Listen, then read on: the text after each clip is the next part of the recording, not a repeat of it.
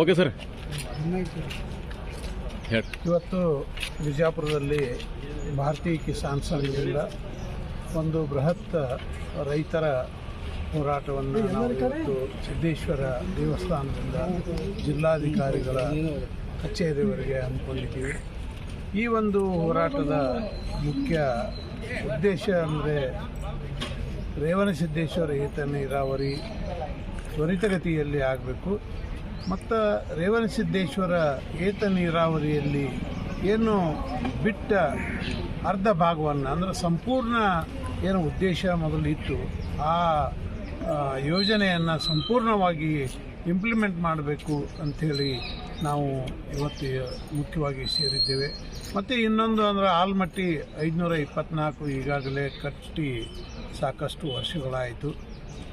524.2ಕ್ಕೆ ನೀರನ್ನು ನಿಲ್ಲಿಸಿ ಈ ಎಲ್ಲ ಸಮಗ್ರ ನೀರಾವರಿ ಯೋಜನೆಗಳಿಗೆ ಚಾಲನೆಯನ್ನು ಸರ್ಕಾರ ಕೊಡ್ತೀವಿ ಅಂಥೇಳಿ ಆಶ್ವಾಸನೆಯನ್ನು ಕೊಟ್ಟ ಅವರ ಮ್ಯಾನಿಫೆಸ್ಟೋದಲ್ಲಿ ಅದನ್ನು ಹಾಕಿ 2 ಲಕ್ಷ ಕೋಟಿ ಹಣವನ್ನು ತೆಗೆದಿರಿಸ್ತೀವಿ ಬಜೆಟ್ದಲ್ಲಿ ಅಂಥೇಳಿ 5 ವರ್ಷದಲ್ಲಿ ನಾವು ಮಾಡ್ತೀವಿ ಅಂಥೇಳಿ ಹೇಳಿದರೆ ಈಗಾಗಲೇ 2 ವರ್ಷ ಕಳೆದ್ರೂ 1 ಪೈಸಾನೂ ನೀರಾವರಿ ಯೋಜನೆಗೆ ದುಡ್ಡನ್ನು ಕೊಟ್ಟಿಲ್ಲ ಅವರು.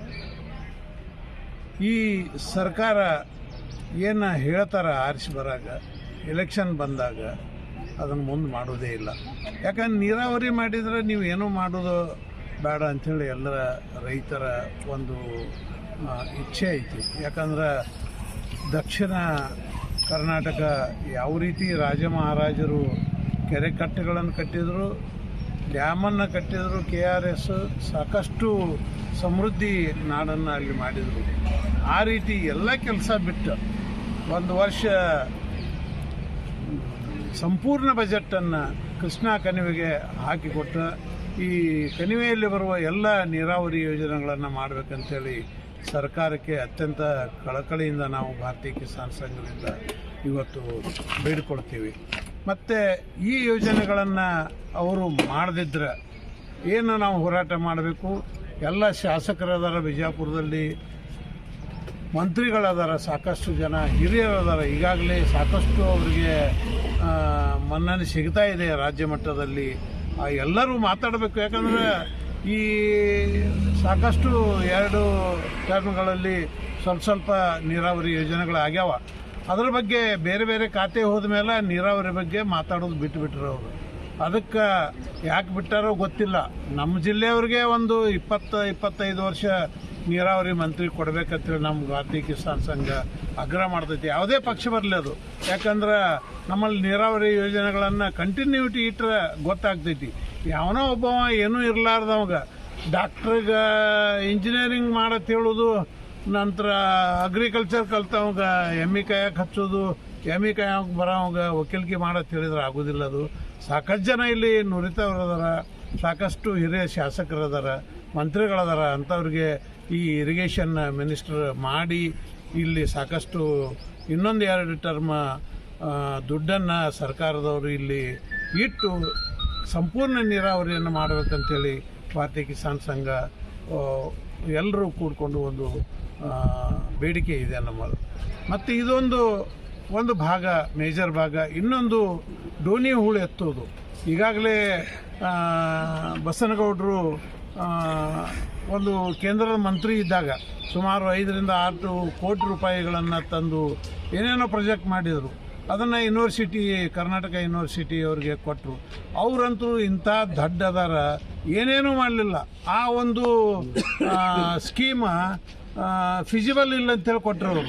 ನಾವೆಲ್ಲರೂ ಕಿಸಾನ್ ಸಂಘದ ಜನ ನಾವೆಲ್ಲ ಸ್ಟಡಿ ಮಾಡಿ, ನಮ್ಮಲ್ಲಿ ಎಲ್ಲರೂ ಅಗ್ರಿಕಲ್ಚರ್ ಗ್ರ್ಯಾಜುಯೇಟ್ಸ್ ಅದಾರ, ಇಂಜಿನಿಯರ್ಸ್ ಅದಾರ, ಅವರೆಲ್ಲರೂ ಚರ್ಚೆ ಮಾಡಿ ಅಲ್ಲಿ ಹೋಗಿ ಈ ಸ್ಕೀಮ್ ಫಿಸಿಬಲ್ ಇಲ್ಲ ಅಂತೇಳಿ ಕೊಟ್ಟಿದ್ದನ್ನು ನಾವೆಲ್ಲನೂ ಸ್ಟಡಿ ಮಾಡಿ ಅವ್ರ ಜೊತೆ ಕುಂತು ಇದನ್ನು ಈ ರೀತಿ ಮಾಡಿದ್ರೆ ಫಿಸಿಬಲ್ ಆಗುತ್ತಾ, ಆ ಮಣ್ಣನ್ನು ಏನು ಮಾಡಬೇಕು, ಏನಿಲ್ಲ, ಯಾವ ರೀತಿ ಕನ್ವರ್ಷನ್ ಮಾಡಬೇಕು, ಅಗ್ರಿಕಲ್ಚರ್ ಫಿಟ್ ಮಾಡಬೇಕು ಅನ್ನೋದನ್ನು ಆ ವಿಜ್ಞಾನಿಗಳಿಗೆ ನಾವೇ ರೈತರೇ ಹೇಳಿದ್ದೀವಿ.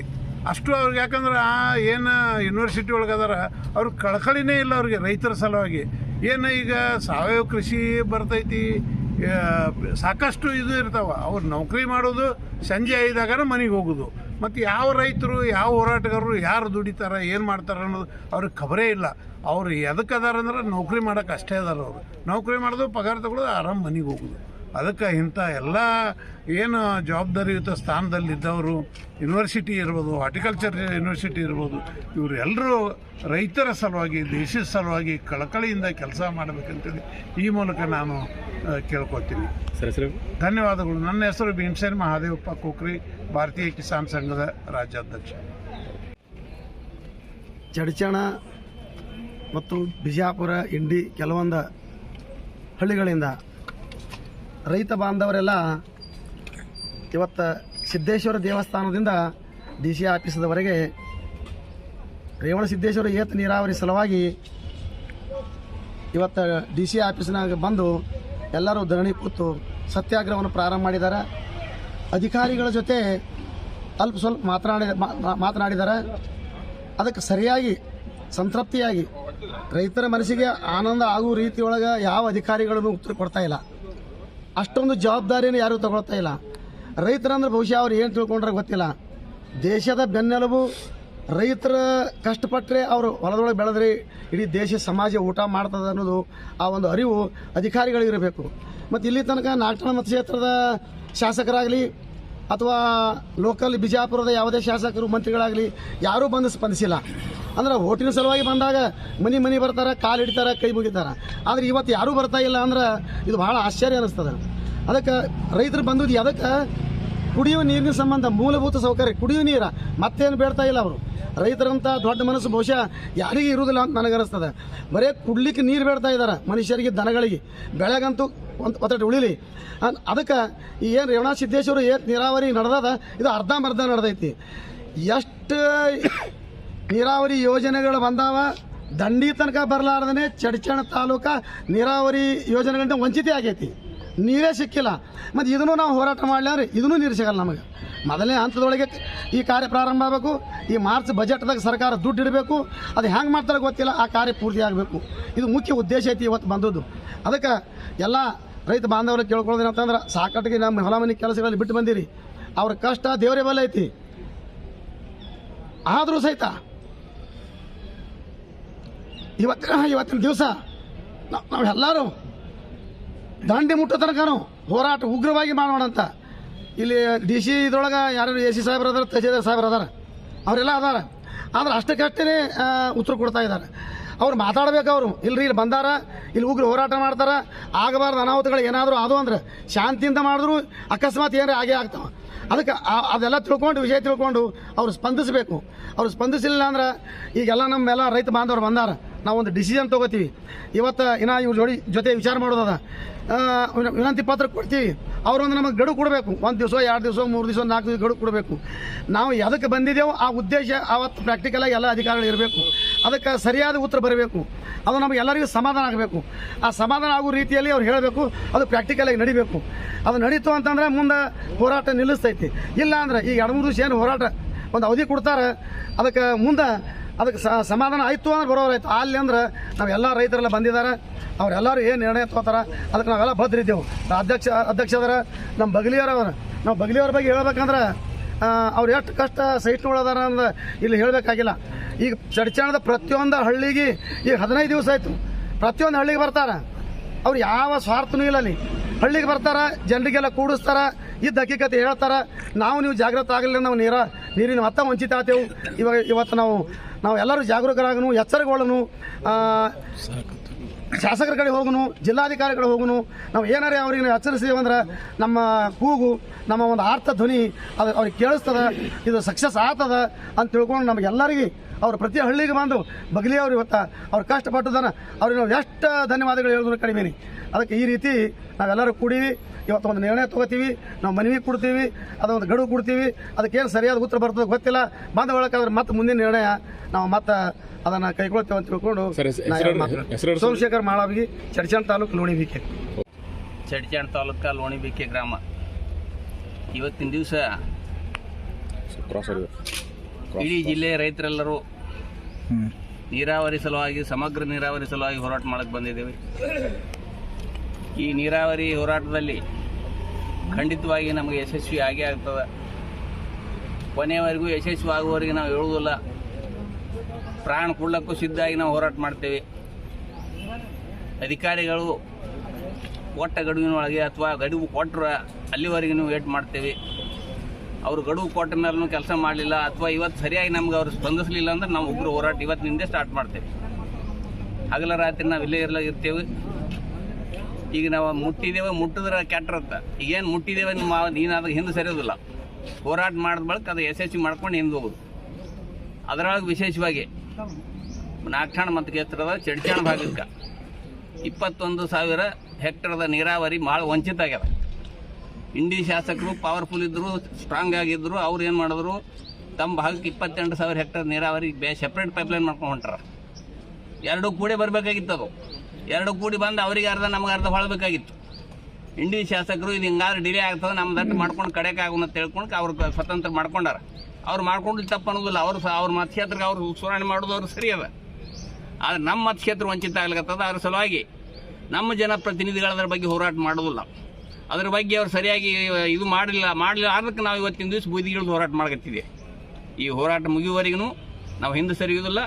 ಸರ್ಕಾರ ಈ ಬಗ್ಗೆ ಸ್ಪಂದಿಸಬೇಕು. ಸ್ಪಂದಿಸದೇ ಇದ್ದರೆ ನಾವು ಪ್ರಾಣ ಕೊಡಲಿಕ್ಕೂ ಸಿದ್ಧದೇವೆ.